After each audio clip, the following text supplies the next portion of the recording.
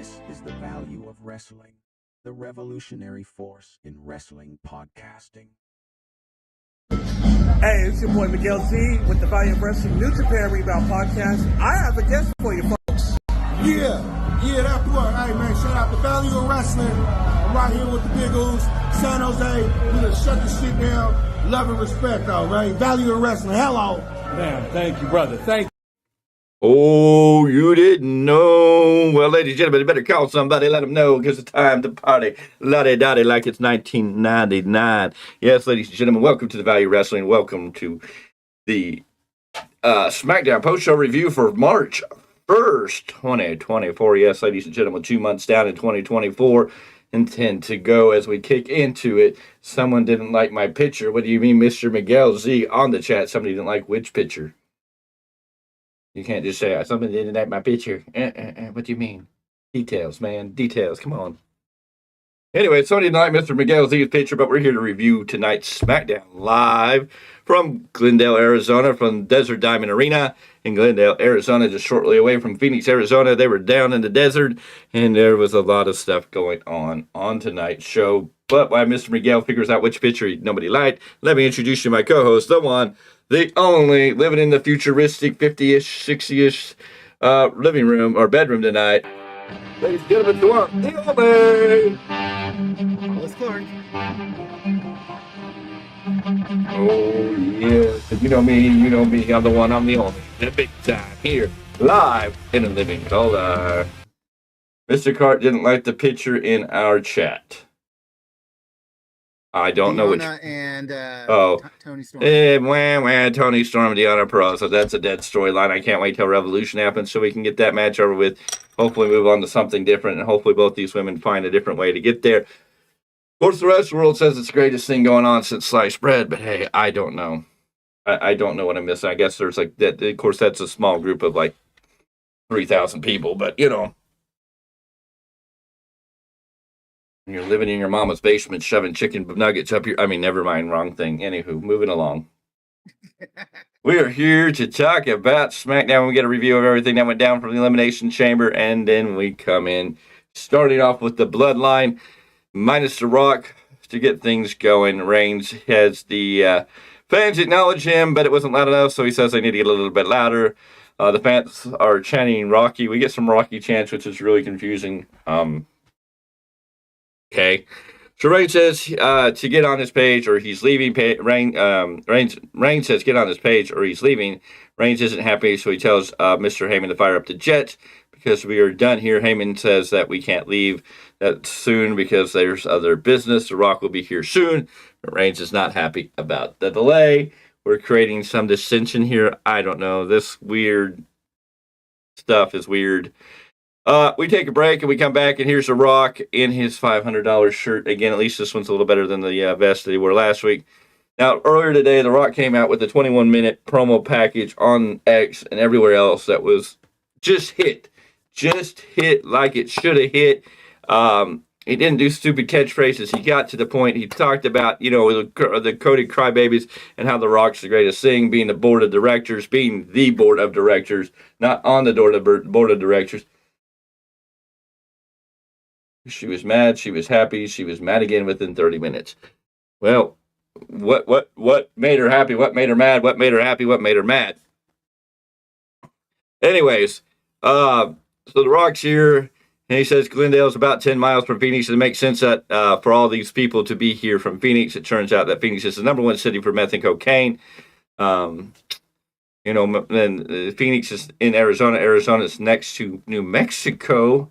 And if I remember correctly, there was a TV show that was, out of New Mexico where one high school teacher became ill with cancer and decided to become a maker of a special substance, which became one of the best rated TV shows on TV. So, Blue brand, especially. Yes, the Blue brand, especially the Blue brand we're talking about. So, anywho...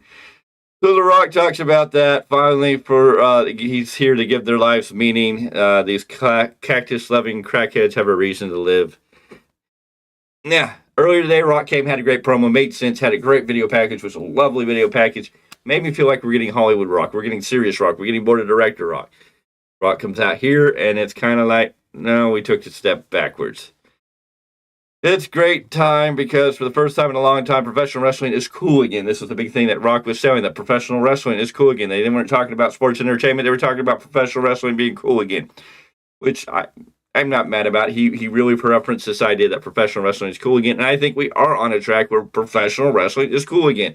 I think we're in a place where professional wrestling at the level that it is in certain elements now is cool again, that you don't necessarily have to be where we got for a long time with everything, because the wrestling kind of fell off. We go back into, and the hard thing is if you come from our era, the 90s era where the Monday Night Wars happened and blew up and you were live for that, and when wrestling was like shortly before that, you didn't talk about really being a wrestling fan to too many people. It was kind of that secret club that, you had to find the magic password to figure out if somebody else liked wrestling on that same level. But when you did, then it was like, oh yeah. But then the Monday Night Wars happened, and I think for me and Mr. Clarke, we were wrestling fans before, and then we were like sitting around going, "Oh, you're a wrestling fan now because of the NWO, because of DX? Oh yeah, we were wrestling before it was cool. I guarantee that." But yeah, when wrestling hit in the '90s and it blew up, she really, yeah. But when wrestling blew up and we had the NWO and DX and everything kicked in, the Attitude Era kicked off. We went to school one day. One week we went to school and you didn't want to be a wrestling fan. The next week you came back and everybody was wearing wrestling gear and everybody was like throwing up the middle fingers and saying, Austin 316, and everybody was DX shopping. So yeah. But it's great to be in an era where it feels like wrestling is cool again. And I can kind of agree with Rock. I think we're turning a page. I think we're on a different level than we've been in a long time. We have really cool professional wrestling. We have some really lame professional wrestling, but we got some pretty cool wrestling, and it's cool to be a wrestling fan. No doubt about it, and I'm glad we're talking about professional wrestling instead of sports entertainment. Anyways, the arena is sold out, which is awesome. Well, yeah, we were fans of the golden era, the middle era there, the new attitude, not the attitude, but the new era. The new generation. The new generation era, the attitude era, the PG era, the ruthless aggression era. So yeah, we've lived through many eras of wrestling. Anyways. So we were Taylor Swift before Taylor Swift.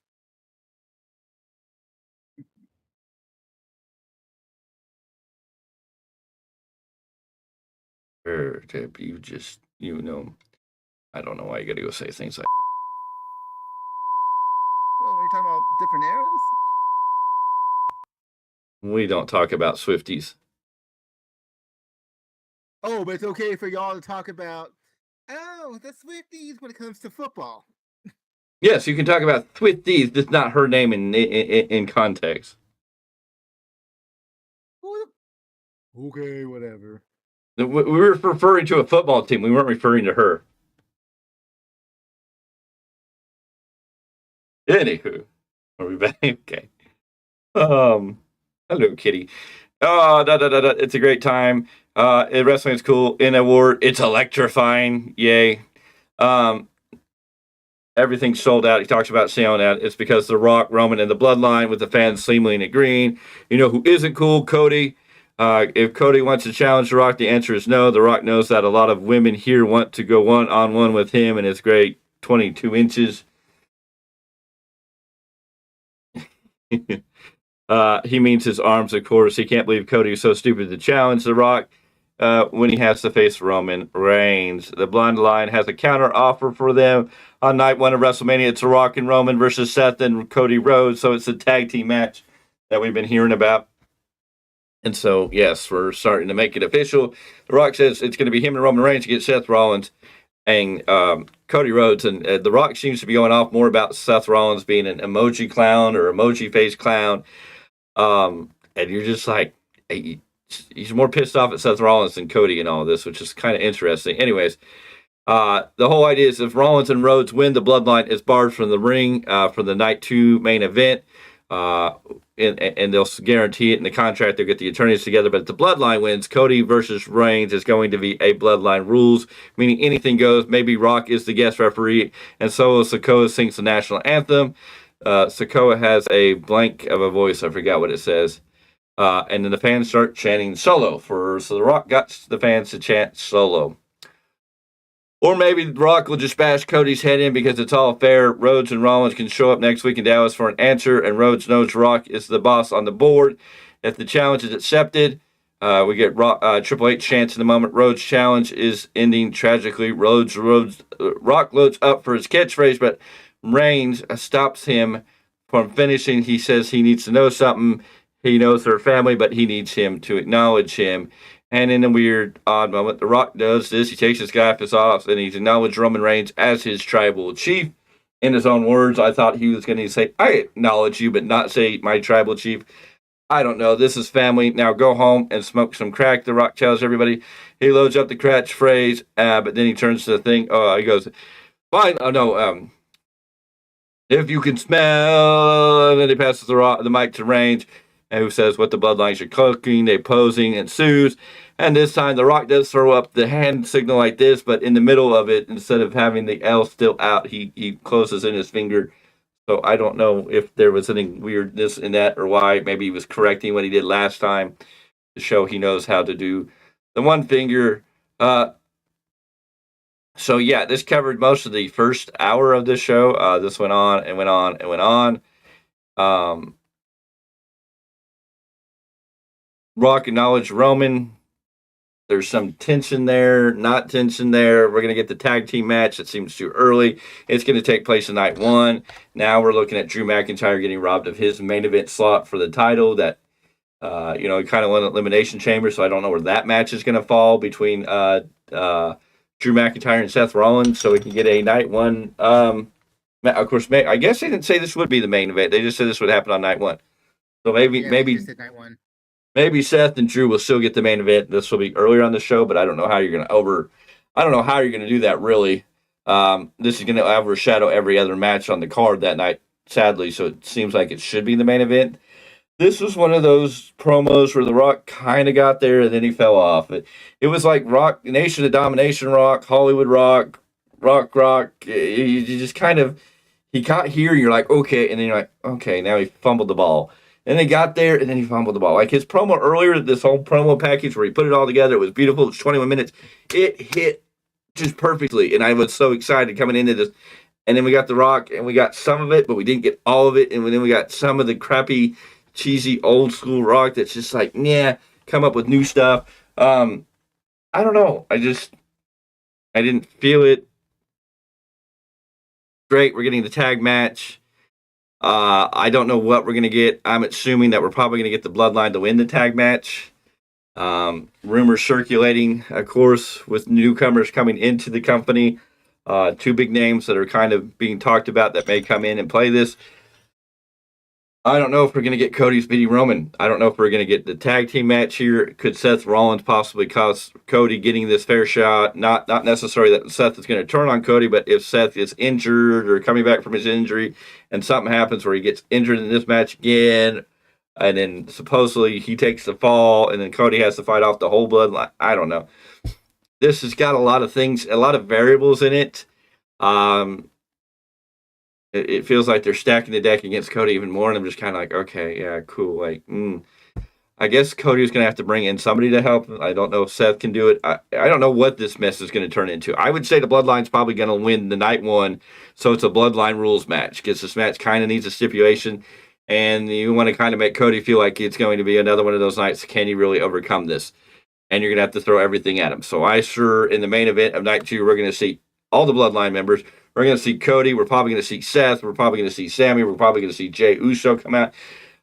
This main event may turn into a Triple H Sting match. Oh, hell. I'm just saying, with as many people that I feel are going to be involved in this, I don't know. This is. I don't know if this is going in the right direction anymore. I'm a little bit worried about it. Mr. Clarke, what were your thoughts of this opening segment? The overall this whole segment still reminds me of the Nation of Domination. Like in the beginning, Rock, was about the team, but you knew eventually he was going to turn. This is what I see with the Bloodline. He's, technically still saying, I'm a part of the Bloodline and blah, blah, blah, but you see just from his appearance that he's different, from his entrance that he's not coming out with the bloodline. Yeah. It's like, to me, it's the Nation all over again. And I don't know, it's like, it's not a great story to me. As excited as I am to see The Rock back in WWE, I just don't feel it's the best use. But then you see The Rock outside of the shows doing his own promos on X, and you're like, that's what we want to see. I know. What is I know. this that we're getting on the show? And Mr. Z, I don't know if what makes wrestling great right now is we don't know who's going to walk out champion of WrestleMania. I don't know if there's a dangerous line here. If they don't play this out right, it may kill everything. Cody's story, and we know The Rock says, screw Cody's story, and that's fine. But I don't know if what happens to Cody if he doesn't walk out champion. Will the people continue to embrace Cody? Will people be interested in Cody doing anything if he hasn't come out champion, or is it just a major letdown? And then we're kind of like, then who's going to beat Roman? Who is it? If it's not Cody, who? And I don't know if that makes what wrestling. I don't know if that title. I mean, the other titles maybe, but I don't know. The way WrestleMania is going, there's moments where it feels great and it's exciting, and you're like, yes. But when they do stuff like this, it really makes you kind of go, where are we going? I mean, like, I'm a little confused. It makes it a little bit worrisome that Cody may not finish his story here. And I'm like, Cody doesn't finish his story. How damaging is that going to be to the overall arc of all of this? Even if they were to add in a Tama Tonga and a Jacob Fatu to the bloodline, even if they add 2 more people in this, take this to another in-depth level. And of course, there's a rumor circulating that The Rock is pushing for Roman not to lose the title, so that when The Rock and Roman face each other, possibly at next year's WrestleMania, it'll be for the title.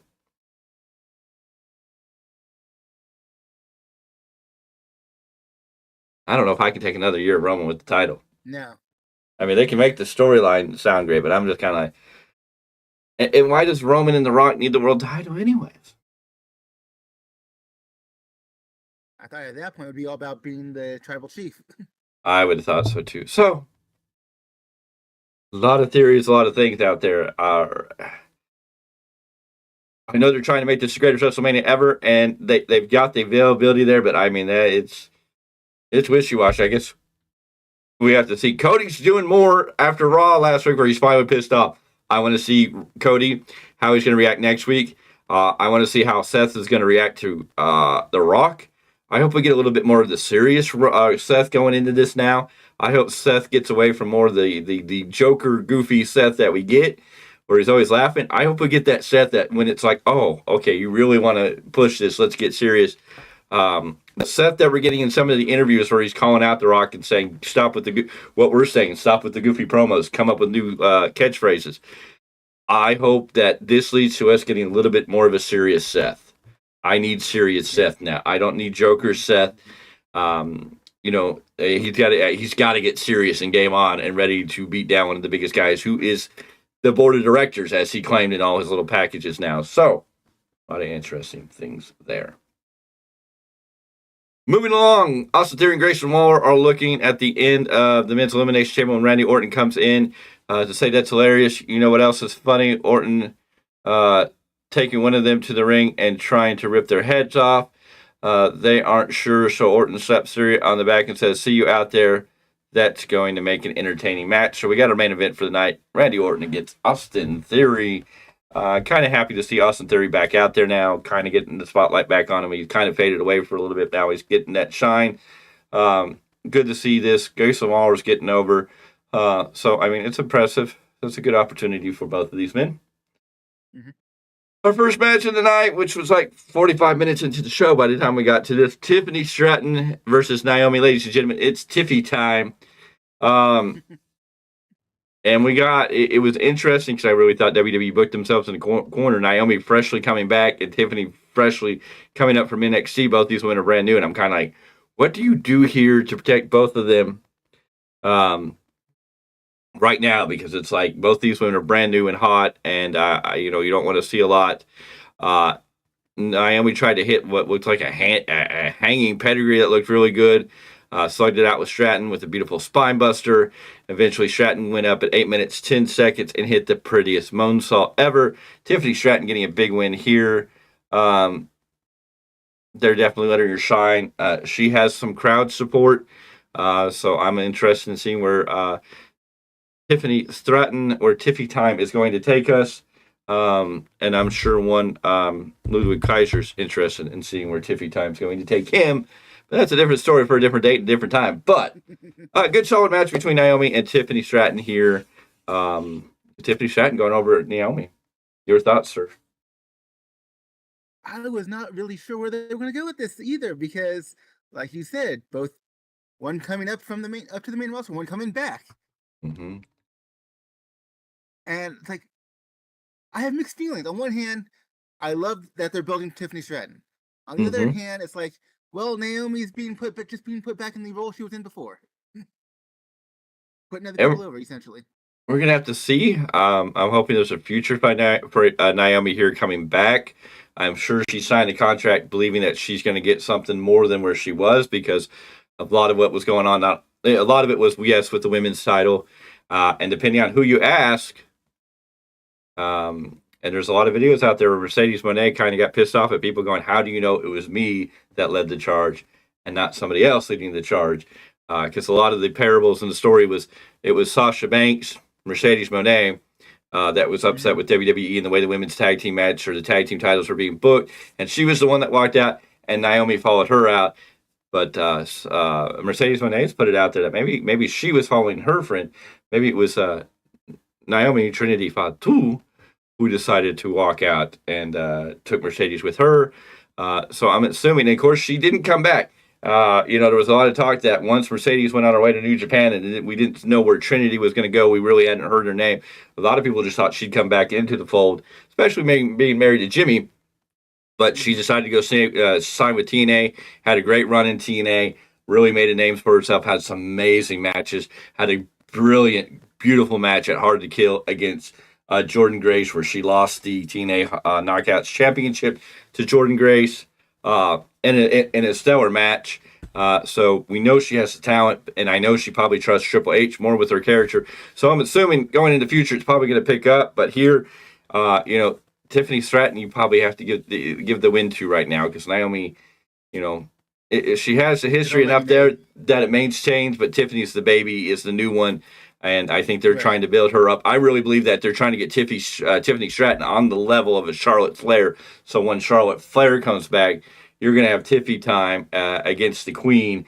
You're going to have these two personalities clash. I think we're going to have a great storyline between these two. From a character standpoint, they can do that now if Charlotte was available. Yes. We'll see. Obviously, like you said, they're trying to get it over with the main roster crowd. So. Yeah. No, I think she needs to be a heel. Charlotte can come back as babyface at the time. And character-wise, yes, right now they could do that, but she's got to be able to get those wins to feel like she's on that level of Charlotte Flair. If she gets on that level with all the wins and the character, I think she's a great threat to Charlotte Flair, and I think that's a great place to see Tiffany Stratton, Charlotte Flair. That could be a huge, huge pay-per-view right there. Without a title. I would even surmise against any of the four horsewomen. Yes. From there, we went to Bayley and Dakota Kai taking on the Kabuki Warriors. I don't believe that the women's titles were not. This was a non-title match. This is Kai's first match in 9 months. The Warriors jumped Bayley from the start. Sky shoves her up the top so Asuka can fire off some kicks. Bayley gets sent in the corner but manages to send the Warriors into each other.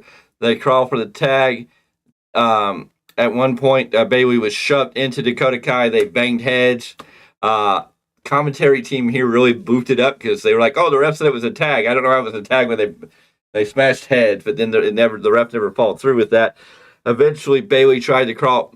The Bayley was down, getting beaten up by both Asuka and Dakota Kai for a couple near falls. Bayley eventually broke free, went to crawl over to her corner and tagged Dakota Kai, and Dakota Kai dropped to the floor and stared at Bayley. Bayley bit down the Kabuki Warriors and then jumped out of the ring and started going after Kai, but then gets beat down by all of them, and the match ended in about 4 minutes, 30 seconds post match, we got a beat down where Bailey was turned. Bailey has some great acting work. When Dakota Kai dropped down, and Bailey sat there staring like, yeah, that's what I thought. Yeah, I should have known. Yeah, this is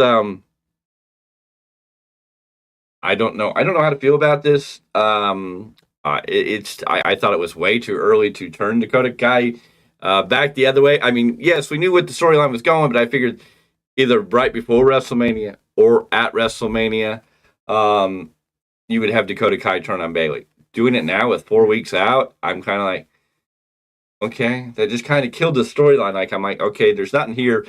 So I'm only hoping they're bringing in somebody to help Bailey. Of course, after the match and after break, we ran in the back. Damage Control, the Kabuki Warriors, whatever they're going to be called going forward. We're walking backstage celebrating with Dakota Kai, of course, and they ran into one Jade Cargill, who didn't really say anything. She just kind of crossed her arms and stared at him. Io Sky looked like she was getting a little pissed at her. Nick Aldis stepped in and told Jade to come with him. So it leads to the idea, will Jade Cargill be the one that's going to help Bailey, or was Jade Cargill, again, just here as a piece in the puzzle, in the game of chess? Was this just another pawn on the board that they were presenting her in a light that she's there? They're not ready to put her in the ring, but they want to make her a presence still around. And we know that she's still trying to find which brand she's going to sign with. But overall, I think it was a major disappointment in just having Dakota Kai already turn on Bailey. Bailey is now on an island by herself. So I'm like, are they going to bring somebody in to help Bailey? Is there somebody on the roster that we can look at that can help Bailey? And I'm kind of looking, going, well, Bailey's just turned back babyface. Bailey's just come off a long-term heel where she's kind of isolated herself from all her other friends. And now the only friends she did had turned on her. And I'm kind of like, so who's going to help Bailey? Now, of course, we could get babyface Bailey going into WrestleMania fighting all these women all by herself. But I'm like, now you got 4 weeks to continue. So do we really need to see Bailey get beaten down week after week after week? I mean, does she really need that much of a babyface positioning? So when we go into WrestleMania, that she's been beaten down for 4 weeks, she's a super underdog, and she's going to overcome Io Sky. And is she even going to win the match? That's the other thing. So, I mean, there's a lot of variables here, but I think it was just a little too early to pull the trigger, even though we all knew it was coming. I think it was just a little too early that they really, really jumped this one. Mr. Clarke, your thoughts on the match and the fallout? Match was whatever, just because you look at the ending, you're like, okay. I agree with you that this was done too early for Dakota Kai turn on her already. Because I mean, it's like you had story that where you could tease it still. It's like half the fun of professional wrestling is the tease. It's like, are they going to do it today? Are they going to do it next show? Are they going to do it? It's the anticipation. Yes. So I don't understand unless they have a plan set in place that we just don't know about yet. Because that would be also a good thing on their end. Why with so much time between now and WrestleMania? I can only assume that they're going to have somebody help Bailey. Is this the way they're going to introduce Jade Cargill? They're going to have Jade Cargill try to get some rub from Bailey. Again, maybe it's because I feel Jade Cargill should be the super heel, not a babyface. But I mean, I don't know if that rub is going to help either of them, because when you're going to put somebody like a Jade Cargill who's green and new to the company to get kind of elevated by Bailey, you look at him and I just go, I don't know if Bailey is the right person that's going to be able to elevate Jade Cargill in this way. I'm like, Bailey is just fresh babyface, and she's on a new trajectory. So it's like, kind of, even though she's a veteran and she's well beloved in the WWE universe, I don't know if she's in the position right now where her partnering Jade Cargill with her is going to elevate Jade Cargill to the level they want to get her.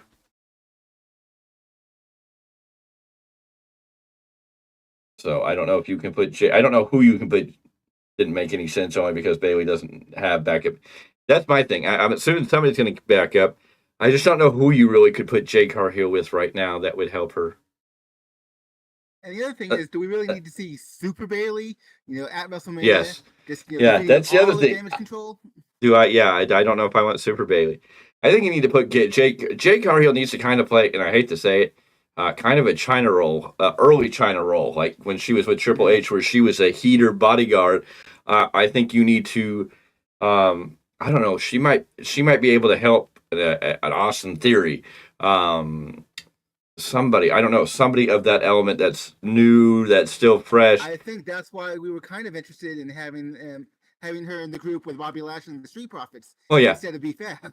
I hope she would. I hope she'd go over and tie BFAB in a pretzel and throw her out the window and then join the Pride. But yeah, I'm looking at it and going, who's somebody that Jay Cargill could get to fit in that role, to be a heater, to be a bodyguard to, that would make sense. And you need somebody like an Austin Theory, a Grayson Waller that has that attitude. Maybe make it fit. Grayson Waller, I like that idea. So we'll see what happens. From there, we went to the I don't even know what to get to. Anyways, Braun Breaker versus Zion Quinn. Mm-hmm. This match didn't even do anything. We had a 6-second match. Braun Breaker hit a spear, got a pin. It was over. From the first camera angle, it wasn't impressive. Now, when they did the replay, they showed a different camera angle. It looked a little more impressive, but here's the thing. Everybody does a spear. Christian Cage, Adam Copeland, Ricky Starks, Austin Theory. Everybody's doing a spear. I mean, the list goes on and on. I don't know who doesn't do a spear anymore. So it's like the spear has been taken from here to here. So Braun Breaker's I see where he could be on the level of a Wardlow, a Goldberg, a Braun Breaker. He is supposed to be this super dominant, strong monster. I can see where making him like Big Papa Pump, Scott Steiner-esque works, but he doesn't feel it for me. Like, his entrance lacks everything. His music's kind of meh. He doesn't come out and do anything. Now, when people like Goldberg came out and he breathed the smoke from the fireworks. He would kick and punch and make a bazillion faces. You're like, this dude's a badass. He got you hyped. Walking out the ring, you're like, oh, this is a badass. Wardlow, when his first initial time, he came out making you feel like, oh, this guy feels impressive. When he who should not be named either, but we'll go with Brock Lesnar. When Brock Lesnar comes out, he dances and punches the air, and he makes you feel like he's gonna hurt somebody. Freaking Joe! Why does Joe get the chant? Joe's gonna kill you. Because when Joe comes out, you can feel it. Braun Breaker comes out, he's just like, and you're just like, meh. I don't feel the intensity from him in the character they're trying to develop as this intense 1, 2, 3 guy. If he's going to be the next Goldberg, you need to give me more impactful moves than the spear. It needs to have a combination of things, and he needs to be built like Goldberg. What got Goldberg over back in the day? Because it was something different. We had not seen somebody of his stature, size, and presence just dominate people like that. Prior to that, you kind of had the Ultimate Warrior when he had his initial run. When he would come in, couple moves, pin, and go. Of course, he was green. This is what how you cover green guys. And no, we haven't seen, and we got Wardlow. What got Wardlow the chance of Wardlow? Why was he getting those Goldberg-esque chants? Because the way they initially presented him. This day, we're already tired of it because they burned it and let us down before. They need to really work on Braun Breaker because he hit his spear. It felt he didn't even like run through it. Like, this is the man who's supposed to be able to run like the ropes at 20 miles per hour. So if this is what you're selling me, this mother trucker better have ran through that dude like it was nothing. And again, Zion Quinn or whatever, Quinn wasn't some little jobber guy. This was a pretty good looking, he was. Well, he didn't. If you watched him on NXT, you would know him a little bit more. Yeah. And again, I know NXT, if you watch NXT, then you might be a little more impressed by Braun Breaker. But if you've not watched NXT, which is a majority of the audience, because NXT is not getting higher ratings than AEW, so I mean they're not getting the same ratings as SmackDown and Raw unless they bring in certain people. So I mean, not everybody is watching this. So the main roster people see Braun Breaker, his presentation. If they don't know what he's done in NXT, they might not have that presentation, and even so, they're not presenting him like I think they did more in NXT. Mr. Clarke, your thoughts? Yep. Miguel is absolutely correct, though, in the chat. You need to just let him use the recliner. It would make more sense. He is a freaking Steiner. Let him use Uncle Papa Pump's finishing maneuver. And, I mean, like you said, the match, you blinked, it was over. And it wasn't as impressive as it should be. One thing I've noticed is on the main roster, the couple of matches Braun Breaker's had, they've used lower tiered NXT guys. Now those people he's wrestled before. So you would think there would be better chemistry, and there just hasn't been. Well, and the size of the guy tonight, it wasn't a jobber. I mean, if he was spearing a jobber and it was 1, 2, 3, it'd be one thing. But the guy tonight, you're like, that shouldn't. I mean, it made both of them just look bleh. And I'm like, yes, he can hit the spear. Then he needs to hit one more powerful move and then lock him in that Steiner recliner and have them pass out. It needs to be. I mean, why wouldn't you follow the formula that worked for Goldberg?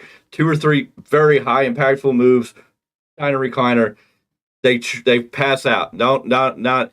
They could even have the referee drop the hand 3 times, but he still needs to hold on to it until they tap out. Because I don't know if Braun Breaker's a babyface or a heel right now. He's just kind of there. So, why can't he put on that Steiner recliner, let the arm drop, and still hold on to it until the person passes out? That's not necessary. It might get him some boos, but I don't know. Braun Breaker might need to be a heel. I don't know. He was babyface in NXT for a long time. Yeah, but his most recent run in NXT, he's been heel. Yeah, he's still a tag team champion with Baron Corbin. I know, that's what makes this even hard. It's a balance here. They need to follow up with more than the spear, and he needs to. This is a man, they told me, he can run the ropes at 20 miles per hour. So when he runs at somebody and charges him, hits him with the spear, this mother trucker needs to run through this guy. I mean, if you're running at 20 miles per hour to a standing object, it should feel like, ooh, you know what I'm saying? Like, it should make you go, ooh. This one didn't do that. Anyways, from there we had Santos Escobar versus Carlito in a street fight. And this went everywhere. They brawl on the floor to start. Carlito goes straight for a table. The crowd is chanting, "We want apples." So, for the first time, they're not asking for tables. They're asking for apples. Yes, no, I know. It's Carlito. We take a break and we come back. Escobar is hitting the running knees, crushing Carlito, and then the trash can over the head in the corner. Escobar dives. The dive is cut off by a chair, though, and Carlito puts the trash can over him instead. Some kendo stick shots from Escobar, and this fight goes on. Eventually, cue Legado, which is Angel, and Humberto to help beat down Carlito, which then brings down the LWO. Legado gets the better of the fight, but cue the returning Rey Mysterio. Rey Mysterio coming out on crutches. Legado, Humberto, and Angel go up to the ring, up towards where Rey Mysterio's on the entranceway, and find out that Rey is perfectly fine. He beats him with the crutches, and then Carlito spits the apple in Escobar's face. We get a backstabber, 619, gives Carlito the pin, 11 minutes, 14 seconds. Now we know Rey Mysterio is back. Hopefully we can start building the Escobar versus Rey Mysterio at WrestleMania in a really good match. I don't know what type of match we're going to get, but this match was okay. It was mostly about to build the return of Rey Mysterio, so let's see what goes on from there. Your thoughts? It's an alright match, but it's like you didn't necessarily know where it was going to go from the beginning, but by the time we got to the end, like, okay, we know what the story was. So let's see, I guess, where they go with it from here. It's like, what does Rey Mysterio do from this? I was like, yes, he's going to have a match with Santos, but what is that significance? Yes. At this point. They got about 4 weeks to get us ready for that one, so I'm hoping they'll give us enough to make it exciting and some stipulation in it. Maybe it'll be a hair versus mask. Maybe it'll be a retirement versus something. It could be really interesting here. Anyways, from there we have people who really want Dom to be the one that retires Rey. So maybe another 3 years or so. I don't know. Anywho, from there we had the New Catch Republic. They were in the back with Nick Aldis. They want another tag team title shot at WrestleMania, but Nick Aldis says he and Adam Pearce have a plan for next week. So this is going to get interesting. I still think DIY is the team to do it. And R-Truth was down in the Performance Center in NXT, and he thinks that, DIY should be the next tag team champions as he stopped by an office down there and said hello to somebody he thought was Johnny Gargano that reminded him of once young Shawn Michaels. And then the camera panned around. It was Shawn Michaels, who's still priceless at his age. who's just looking at R-Truth, which is just like, what? I mean, Shawn Michaels can still sell stuff. Like, oh, you gotta love it. Mm-hmm. Then LA Knight pops up and he's looking for AJ Styles, but Aldis has told Styles to stay away for this week. Knight has a chair waiting for Styles, and there's nothing Aldis can do about it. So Knight and Styles, we're going to build towards that feud at WrestleMania. And of course, this brings us to our main event: Randy Orton versus Austin Theory. Kevin Owens out here on commentary, and Grayson Waller is here to gets in a rather funny bit about how he's smarter for bundling his insurance. Okay. Anyways, but Theory and Waller are the kind of idiots who pay for everything separately. Okay, that was his whole thing. These notes are terrible. Anyways, it was a great match. Orton and Theory had a great match. Theory looking really good here throughout the match. Glad to see Theory got some back and forth, dodging some RKOs. This match went 9 minutes, 16 seconds, which is really good. Both men looking good. Theory hitting a beautiful rolling, jumping blockbuster in the ring for 2 on Orton. Very impressive that he rolled, jumped up in the air high enough to get up on Orton. I mean, this wasn't a blockbuster from the top rope. He jumped out of a rolling position to hit it. It was beautiful. Eventually, and Kevin Owens having a good old time with the boys, getting dropped on the tables and versals. It was just great. Kevin Owens adds a lot to commentary in these moments. Orton eventually gets the RKO after the hanging DDT to get the pin. Orton goes over. Of course, post-match, Theory goes after Orton, or Grayson Waller goes after Orton, and then Kevin Owens is like, no. He jumps in. Waller moves away from the Owens as Theory gets hit with a stunner. And what a beautiful stunner. Theory took the stunner, and the person who wrote these notes said it right, with a Scott Hall jump. Theory took this stunner and flew backwards. Dang, yes, that man did a great job there. And then Kevin Owens went to stun Waller, but he moved out of the way, only to get turned into an RKO.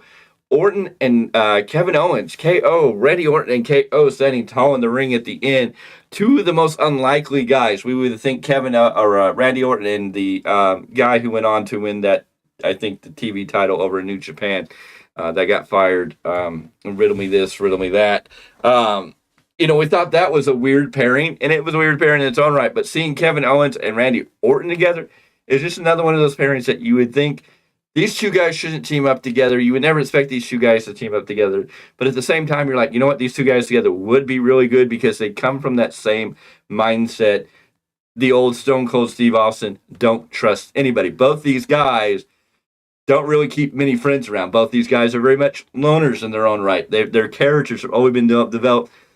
They kind of give in friendship when it needs to be, and they have a close friend, but they're both snakes in the grass. They could both turn on anybody at any time. You're always like, don't necessarily trust them, and they don't necessarily trust you.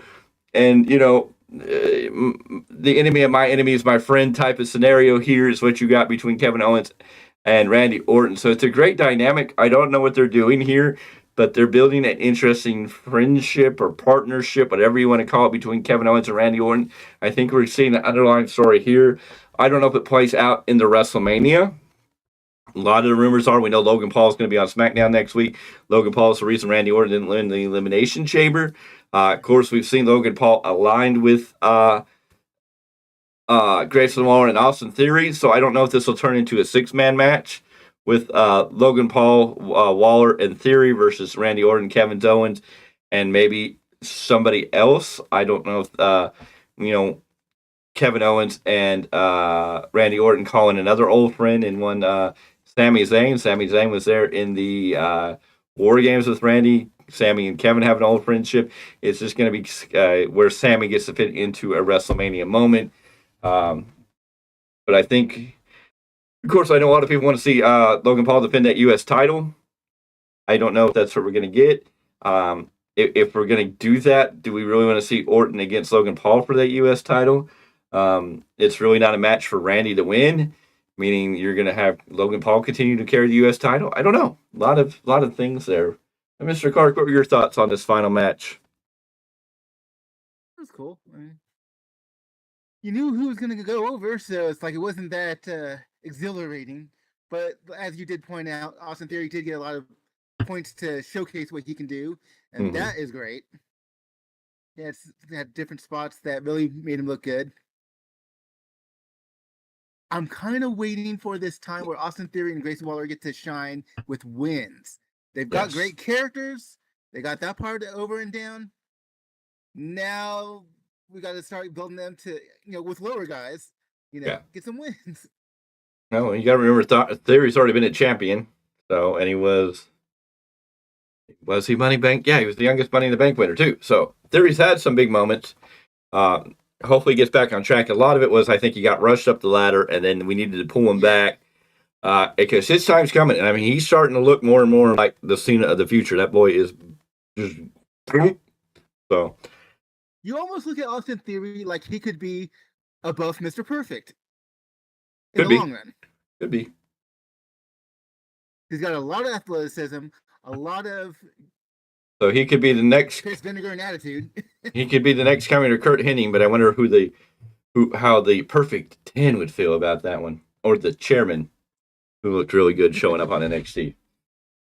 And for somebody out there and for somebody that occasionally watches out there, and a friend to the I don't know how, I guess it's not a friend, but a child of the family here at Value Wrestling. Somebody's child is a big fan of Mr. Sean Spears, so we'll mention Sean Spears for them tonight.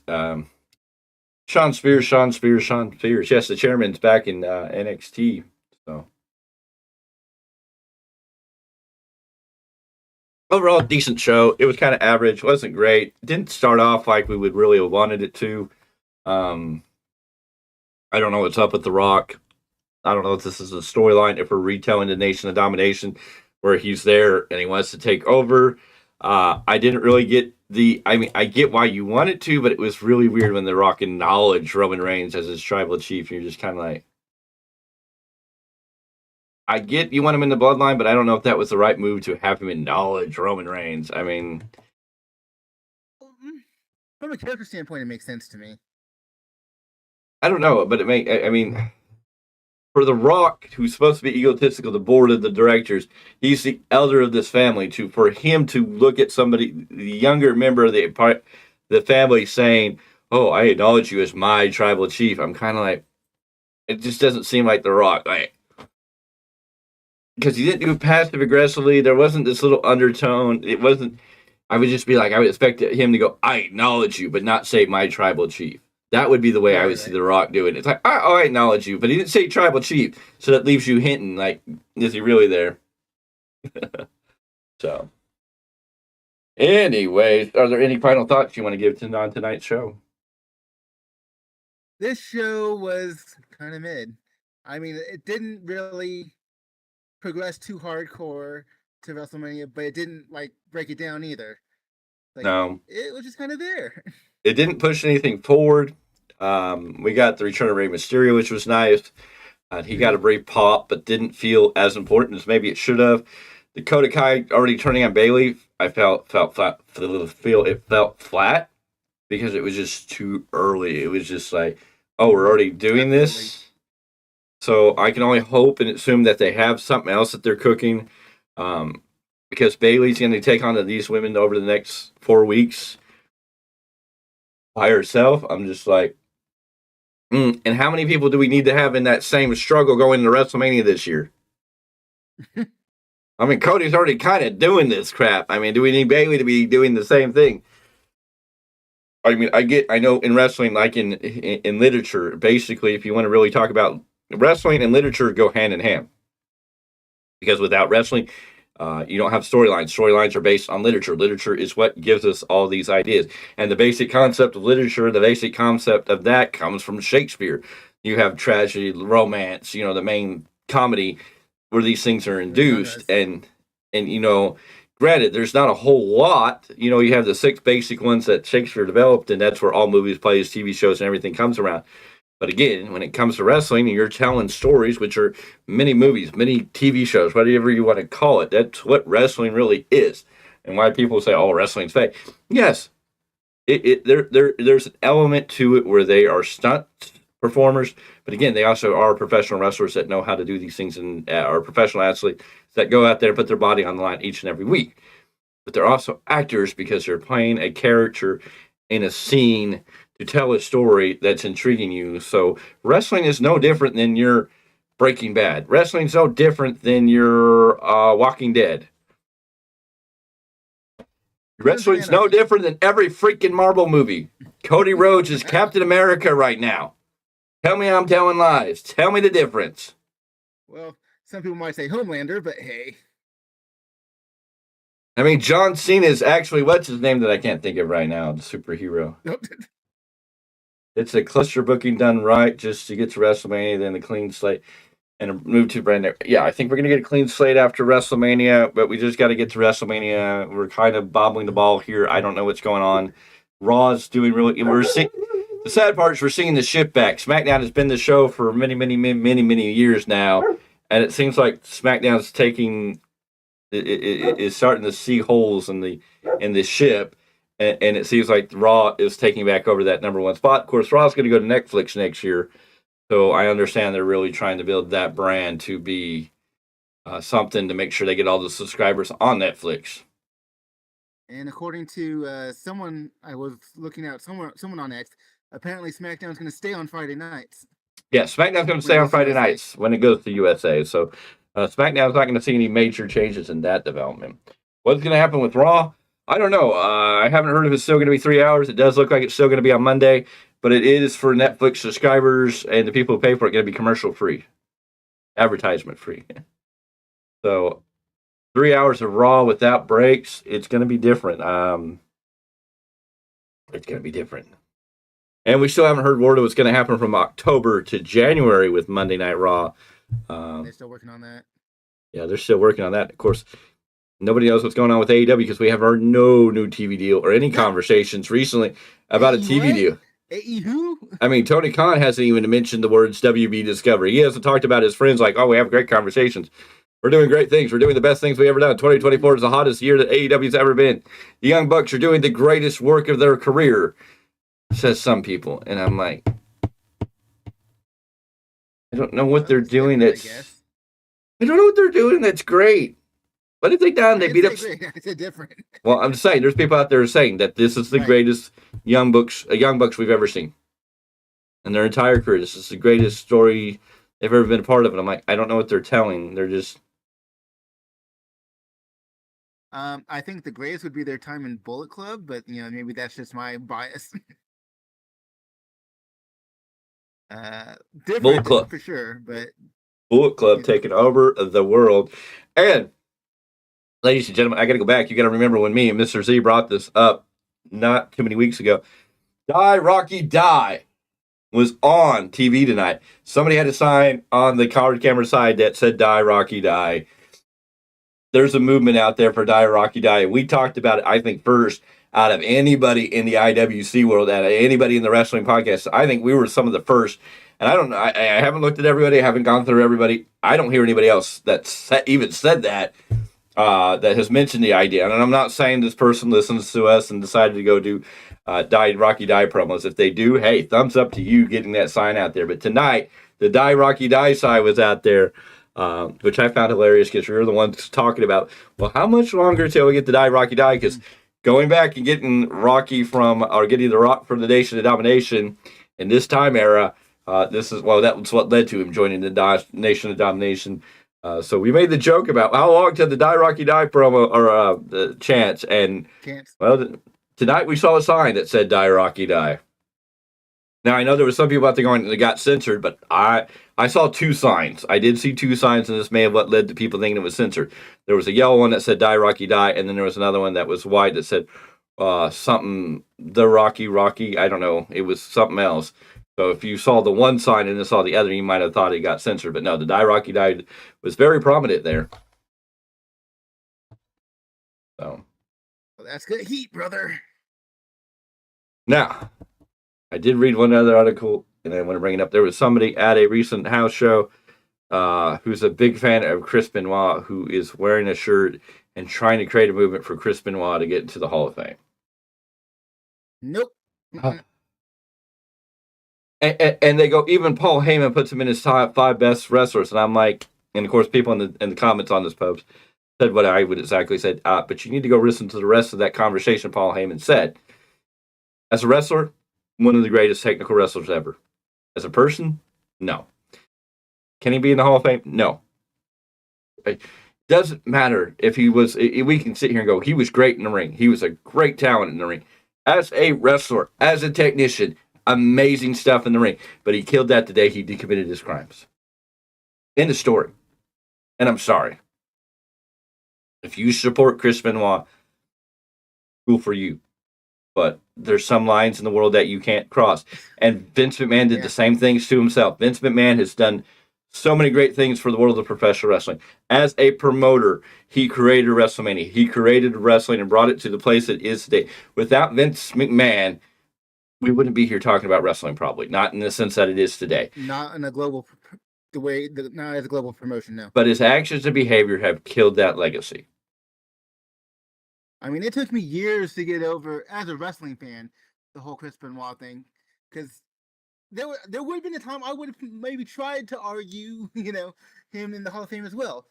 But over time, you have to come to realize the person and the crimes are more important than the wrestling career. Yes. And no, what I mean, the reason why WWE has scrubbed Benoit out of everything that they can. Well, and I mean, it goes down with the same thing with Vince McMahon. We can talk about all the accolades, all the great things Vince McMahon did, but at the end of the day, when you find out the true colors of a person, and you're like, no, I can't support this person. I was watching earlier today on YouTube. I was watching something about Sunday Night Heat, and the first person that comes out is Vince McMahon, and it's like, I can't look at it the same. No. I just can't. No, I couldn't even watch the episode. Yeah, it's a sad tragedy of what happens, but I mean, I'm sorry. You can do it, but and I know there's people out there that love Benoit, but I mean, he did it to himself. That's the difference. I mean, and you can try to justify the behavior because of head trauma, but he knew what he was doing. There was no factors that said that he knew what he was doing. Let's put it in worst case scenario though. Even if he somehow didn't know what he was doing, he'd still be looked upon the same. Well, because it happened. There's enough evidence that says he's in his right. He knew what he was doing. Even Chavo Guerrero, when he talked, Chavo Guerrero said he was the last person that talked to him. That he believes after he did that, they talked on the phone and he was holding a normal conversation. Though Chavo felt like something was wrong or off, but Benoit wouldn't talk about it. But yeah, he was holding a fairly normal conversation. So. But what I'm saying is, we're now just going based on details. But at the same time, that's something. It's like, even if he was out of his mind, quote unquote, he'd still be viewed the same. Everything that's happened since that point would still be happening the way it's happened. Because there's ultimately still no real excuse. No, because there would have been signs that he would have known. I don't care about anybody else. He should have known who he was. And if he was suffering something instead of being and I know as men, we kind of get in this place where we're like, oh, there's nothing wrong with me, No, you got to be held accountable. So that is that. Yeah. Anyways, ladies and gentlemen, this is Value Wrestling. This is your SmackDown review for March 1st, 2024. Ladies and gentlemen, we are in March. That is insane already, that we are in March of 2024. It is crazy to think. It is March right now, ladies and gentlemen. And we are less than 40 days or something like that in the ballpark. I think we have like 31 plus. Days. Yeah, we're less than 40 days away from WrestleMania. That's crazy. We're just a couple of days away from Sting's last match ever. We can only pray that it goes off. Sunday. We can only pray that it goes off good. It's going to be a tornado street pipe match, I think, now. So, yay for that. And, of course, there's like 9 matches on the main card. We just heard that there's going to be a women's match. Chris Statlander, Willow Nightingale versus Julia Hart. And Sky Blue in a tag team match on 0 Hour, because this never-ending feud between these 4 women must continue. We'll see how Stokely Hathaway plays into this. Caramba. And I hear that there's supposed to be more matches added into this thing. I don't know who's won on Collision, so I don't know who's in the other big match to determine the number 1 contender. But yeah, get ready for Sunday, ladies and gentlemen. It's starting probably 4 o'clock, ending at 10 o'clock. We'll probably be on air at 11 o'clock, and it'll be Monday morning by the time we get off air talking about Revolution. Some of us will be in the next day before the show even ends. Anyways, we thank you for joining us. We hope you come back and join us. Oh no what? Oh no. Anyways, my brain farted. Go ahead and give this video a thumbs up. Every thumbs up helps us get out in the algorithm. Please hit this video thumbs up. Share this with all your friends, family members, and everybody that loves professional wrestling. Share this wherever you can. Share it. Please help us get out there. 2-for-1 special on Sunday. You folks get to see us in a double header. Yes, you will get to see us in a doubleheader. We'll get into that because we will be here Sunday afternoon at 12 p.m. Pacific Standard Time with your weekly roundup where we will break down everything that went down this week in professional wrestling. We will also talk about what we think will happen at Revolution. We will do our little prediction set there, so be here when myself, the Big Time, along with Mr. Paulus, Clarke, and Miguel Z come together to wrap up the whole week of professional wrestling. We're going to talk about wrestling from one end to the other. Mr. Z will give you a taste of what's going to come up on Tuesdays when he talks about the New Japan Rebound podcast that comes out every Tuesday, so make sure you're there for that. And then we'll be here Sunday night for a Revolution pay-per-view post-show event where we will break down everything that went on AEW Revolution, whether we like it or not, whether we liked it or not. We will discuss it. And then, of course, we're here for Raw, Dynamite, and SmackDown each and every week to give you the reviews on that. We are getting prepared to do WrestleMania. And, yes, we will be having 2 shows WrestleMania weekend. We'll have one at the end of night 1, and then we'll have the one on night 2 to cover everything for WrestleMania.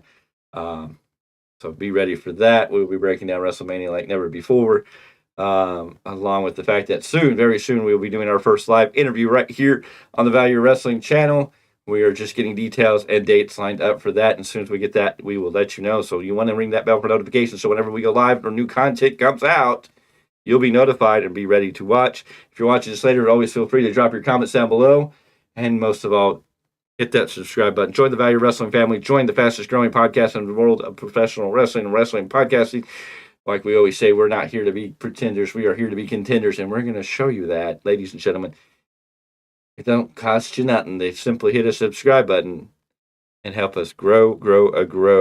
We appreciate each and every one of you, and we can't wait to see you on the next one. But for now, we're going to get out of here. We're going to call it good night. La-di-da-di. Farewell until the next.